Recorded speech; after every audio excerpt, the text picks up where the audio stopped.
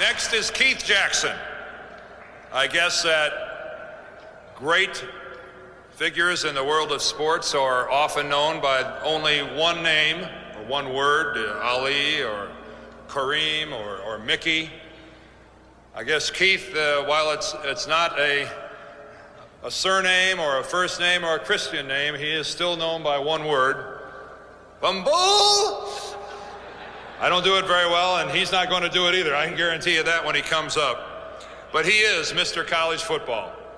He's just completed 25 years at ABC Television, and again, the voice of college football for ABC and the voice of college football for the entire United States, Keith Jackson.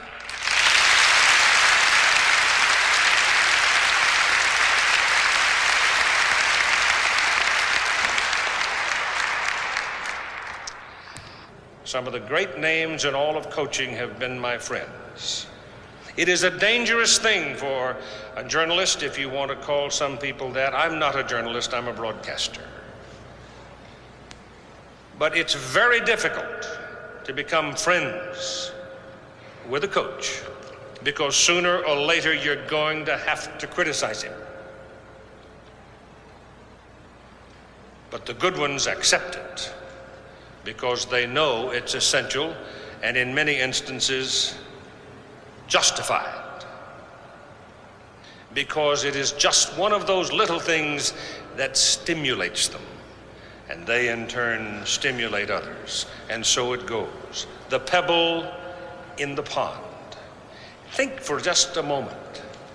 Envision your pond, and you drop a pebble like a Schembechler in the center of it.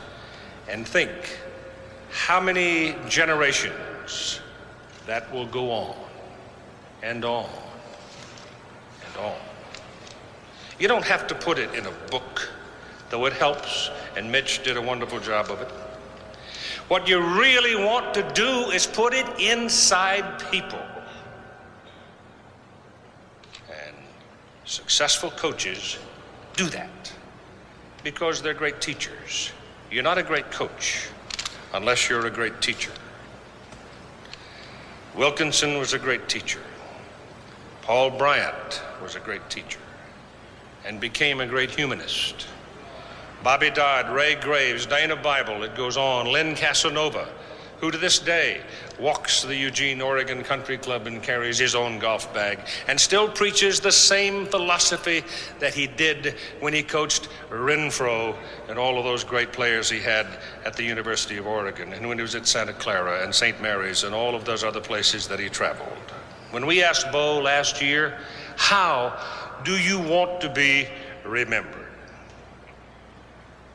He hummed and he hawed, and he burned up about 800 feet of videotape before he ever got around to really getting to where he wanted to be. And you know what he said? Oh, just that he was honest, hardly earth-shaking, but wonderfully revelatory.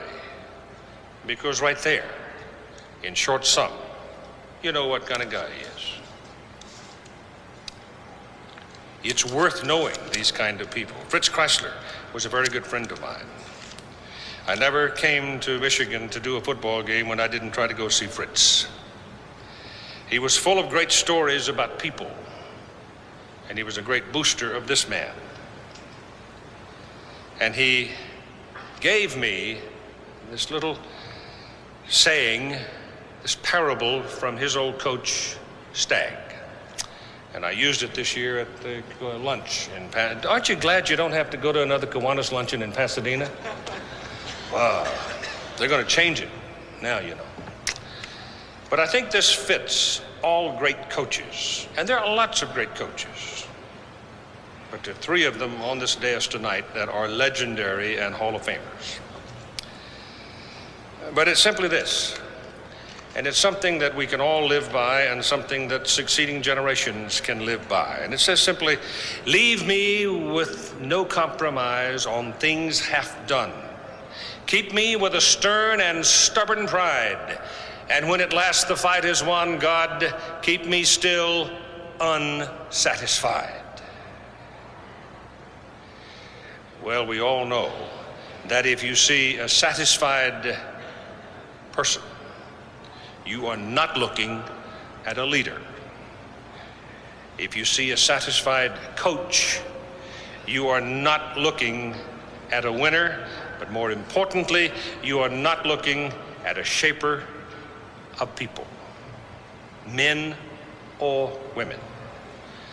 So let us be happy that our society has retained a special place for these kind of people, because our society in today's marketplace certainly needs these kind of people.